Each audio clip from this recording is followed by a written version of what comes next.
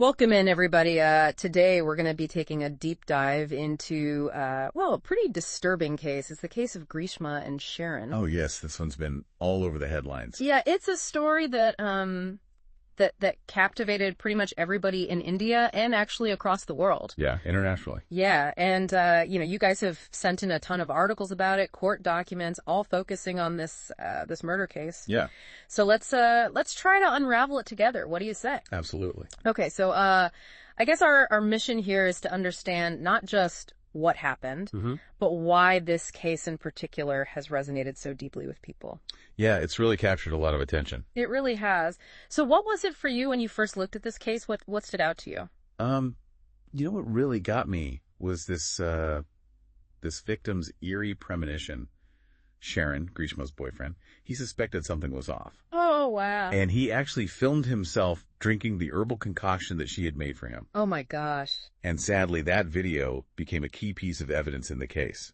That is chilling. Like, that's it's almost like straight out of a movie or something. Yeah. So, okay, well, before we get into, kind of the heavier aspects of it, can you just walk us through, like, the basic timeline of the case? Sure. So, Greeshma and Sharon, their relationship began a little over a year before this incident. Okay. While they were students. But there was a, bit of a complication. Greeshma's family had arranged for her to marry another man. Ah, okay. So it seems that she tried to break up with Sharon, but he wasn't ready to let go. Okay. So in October of 2022, Greeshma invited Sharon over to her home while her family was out of town. She prepared an herbal drink for him, claiming it was an Ayurvedic remedy. I don't know if you're familiar with it. Yeah, I was going to ask you about that. Yeah. So for those of us who aren't familiar, what exactly is an Ayurvedic remedy? So Ayurveda is a traditional Indian system of medicine. It really emphasizes this natural healing. It's been around for centuries, and it's still widely practiced today. Okay, so that explains the Ayurvedic remedy reference. And tragically, I think we know that this seemingly harmless drink was anything but. You got it. Yeah. Within days of drinking it, Sharon became violently ill. Spent 11 just excruciating days in intensive care. Oh, my God. Battling multiple organ failure. Wow. Triggered by the poison that Greeshma had laced into the drink. Wow. And forensic testing later confirmed the presence of a pesticide in his system, linking it right back to that herbal concoction. Oh, my gosh. So that level of premeditation, especially from someone so young, is really unsettling. Yeah. Can you tell us a little bit about this specific pesticide? Was it something that was readily available, or did she have to go to kind of extreme lengths to get a hold of it? So it turns out the pesticide, they identified it as a commercially available insecticide. Okay. Not something that you would typically find, around the house for everyday use. Right. So this detail kind of furthers the premeditation aspect. She had to actually go out and seek out this poison. So this wasn't a spur of the moment decision. This was something that she had to plan out, acquire the poison, wait for the right opportunity. Exactly. Yeah. And remember, this whole time her family was out of town. Right. So that adds another layer of planning to the equation. Yeah. It's also worth noting that Greeshma's mother and uncle were also implicated in the case, though their exact roles, they still remain a little unclear. But her uncle was eventually sentenced to 3 years in prison for his involvement. Okay. So let's pause here for a second, because this is where I think things get really, really complex. Yeah. You mentioned the arranged marriage, societal pressure, this desire to break free. It seems like there's a lot more to unpack here than just the crime itself. What do you make of Greeshma's state of mind during all of this? Well, that's a question that psychologists and legal experts, they continue to grapple with. Some argue that she felt trapped, pressured by these societal and familial expectations.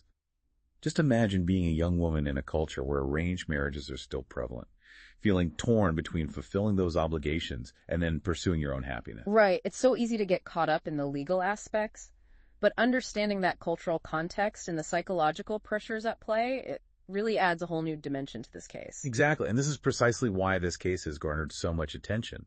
It's not just a straightforward crime story. It's a tragedy that exposes these fault lines within a society grappling with modernity and tradition. So we have a young woman, immense societal pressure, a desperate act, and a tragic outcome. But where does the court fit into all of this? Clearly they saw this as more than just a crime of passion. Oh, for sure.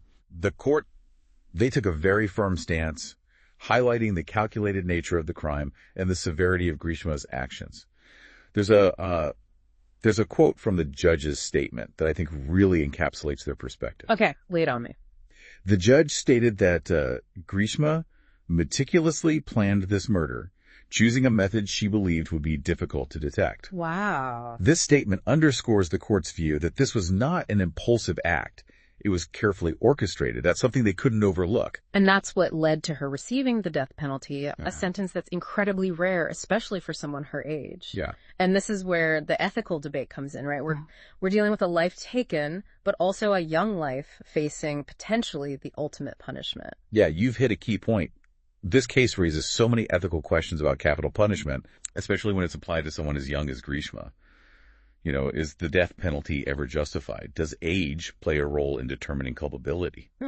These are questions that are going to continue to be debated long after this case fades from the headlines. And that's what makes this deep dive so fascinating, right? Yeah. It's not just about confronting the facts of the case, but the broader societal and ethical implications that kind of ripple outward. Absolutely.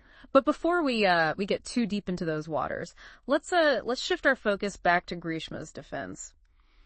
Did they offer any counter-arguments to the prosecution's claims? What was their strategy going into court? Well, the defense's strategy, it really focused heavily on portraying Greeshma as a victim of circumstance. Okay. They argued that the immense pressure of this unwanted arranged marriage, coupled with cultural expectations and a fear of just disappointing her family, drove her to this point of desperation. So they were really trying to elicit sympathy from the jury. Yeah. Paint a picture of a young woman trapped between her own desires and the weight of tradition. Exactly.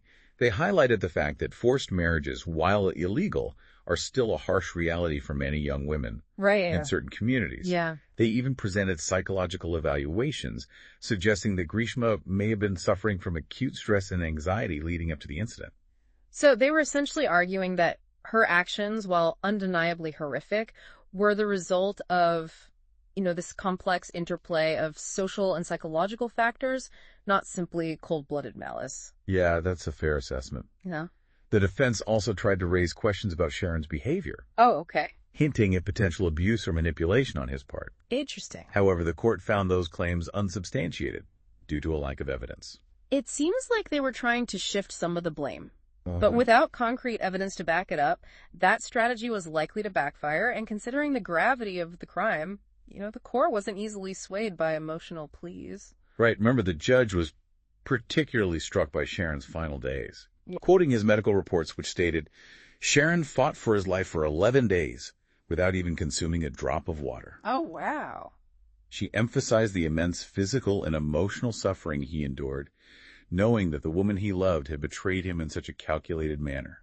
It's just heartbreaking to imagine what he must have gone through, both physically and emotionally. Yeah. The fact that he had the foresight to film himself consuming that drink really speaks volumes about the level of distrust that had already crept into their relationship. It's a detail that sends chills down your spine. Yeah. It suggests that on some level, he already sensed danger. Right. But perhaps couldn't bring himself to fully believe it. It's a tragic illustration of how love and fear can coexist sometimes in the most toxic ways. Yeah. But let's shift gears a bit and delve into the legal specifics of this case.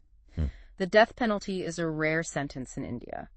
And even more so for someone of Greeshma's age. Can you shed some light on the legal framework surrounding capital punishment in this context? Sure. So in India, the death penalty is reserved for what the law deems the rarest of rare cases. Okay.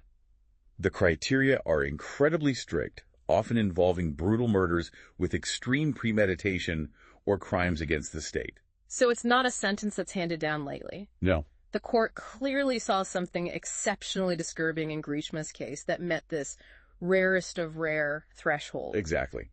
The judge, in her final verdict, emphasized the premeditation, the cold, calculated nature of the act, and the lack of remorse shown by Greeshma. She also drew a parallel to other high-profile cases where the death penalty had been imposed, stating that this case was no less heinous. It's a stark reminder that the justice system, while imperfect, is designed to hold individuals accountable for their actions, regardless of age or circumstance. But it also raises these complex questions about the purpose of punishment. Right. Is it about retribution, deterrence, or rehabilitation?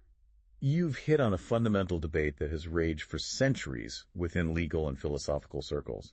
And this case with its intricate web of social, psychological, and legal factors, brings that debate into sharp focus. Okay, so let's break down those three aspects, retribution, deterrence, and rehabilitation a bit further, starting with retribution. How does that play out in this particular case? So retribution is rooted in this ancient concept of an eye for an eye, essentially demanding that the punishment fit the crime. Okay. In this case, some might argue that Greeshma's act was so heinous, so calculated, that only the ultimate punishment, death, can truly balance the scales of justice. It's a powerful argument fueled by, a sense of moral outrage and a desire to see the perpetrator suffer consequences proportionate to the harm they inflicted. Right. But it also raises questions about whether any state has the right to take a human life, even in the name of justice. That's the crux of the ethical dilemma surrounding capital punishment. Yeah. And it's a dilemma that has no easy answers. Each society, each legal system grapples with this moral question in its own way. Moving on to deterrence, how effective is the death penalty as a deterrent to future crimes? Is there any evidence to support this argument? That's where things get a bit murky. Okay. Studies on the deterrent effect of the death penalty, they've produced mixed results. Okay. Some suggest a slight correlation between capital punishment and a decrease in certain types of crimes, but others argue that the impact is negligible. So the jury is still out on whether the fear of death truly dissuades potential criminals. Yeah. It seems like a gamble at best with profound moral implications. Indeed. And that brings us to the final piece of the puzzle, rehabilitation. Right. Does the death penalty offer any possibility of redemption or reform? Can someone who has committed a terrible act, especially at a young age, ever be given a chance to atone for their mistakes and reintegrate into society? It's a particularly poignant question in this case, considering Greeshma's age and the complex circumstances that led to her actions. Exactly. Yeah. The death penalty, by its very nature, eliminates any possibility of rehabilitation. Right. It's a final, irreversible act that leaves no room for growth, remorse, or transformation. So we're left with this unsettling reality, a young woman sentenced to death for a horrific crime, but also a human being, with the potential, perhaps, for change and redemption. Yeah. It's a case that forces us to confront our own beliefs about justice, mercy, and the ultimate purpose of punishment. And that's what makes this deep dive so compelling. We're not just exploring a crime. We're delving into the deepest recesses of human nature, the forces that drive us to both love and hate, to create and destroy. And as we navigate this complex terrain, we must also grapple with the broader societal implications of this case. Right. What does this tragedy say about the pressures young people face, the clash between tradition and modernity, and the need for open communication within families and communities?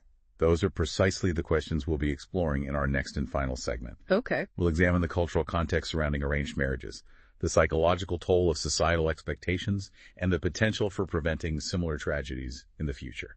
As we've been kind of dissecting this case, I keep coming back to this whole cultural context of arranged marriages. Yeah. It's a tradition that's often misunderstood in the West, seen as outdated or even oppressive.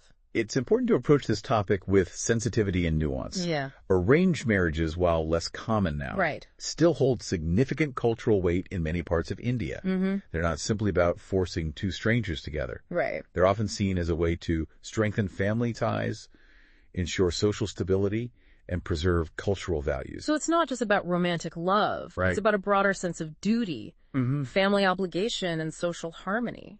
Exactly. However, like any social institution, Yeah. arranged marriages are not without their challenges. Right. In Greeshma's case, Yeah. it seems the pressure to conform to her family's expectations created this impossible dilemma, forcing her to choose between love and duty, personal happiness and familial obligation. And tragically, that pressure cooker environment led her down a path of deceit and ultimately violence. Yeah. It makes you wonder how many other young people are silently struggling with similar conflicts, feeling trapped between tradition and their own aspirations. That's a crucial point. This case sheds light on a much larger issue. Yeah. The need for open communication within families. Right. Especially when it comes to matters of love and marriage. Absolutely. It's about creating spaces where young people feel safe expressing their feelings, their doubts, their desires, without fear of judgment or reprisal. It's about bridging the gap between generations, Yeah. fostering understanding and recognizing that individual happiness doesn't have to come at the expense of family or tradition. Precisely. And it's not just about families. Right. It's about society as a whole, creating a more supportive environment for young people. Absolutely. This includes access to mental health resources, counseling services, and educational programs that address healthy relationships, conflict resolution, and coping mechanisms for stress and anxiety. It's about equipping young people with the tools they need to navigate the complexities of love, relationships, and societal pressures in a healthy and constructive way. Absolutely. This case, as tragic as it is, Yeah. can serve as a wake-up call, a catalyst for conversations about difficult topics, Right. and a reminder that we all have a responsibility to create a world where young people feel seen, heard, and supported. So as we wrap up this deep dive, I want to leave our listeners with one final thought. Okay. This case, with all its darkness and complexity, can also be a source of hope. It compels us to examine our own beliefs, to challenge societal norms that perpetuate harm, Right. and to advocate for a more compassionate and understanding world. Beautifully said. And to our listeners, we encourage you to continue exploring the issues raised in this deep dive. Yeah. This case, while specific to Kerala, India, Right. touches on universal themes of love duty, societal pressure, and the search for individual identity. Absolutely. May it inspire us all to be more mindful, more compassionate, and more proactive in creating a world where tragedies like this become less likely, not more. Well said. Thanks for joining me on this deep dive. It's been a pleasure.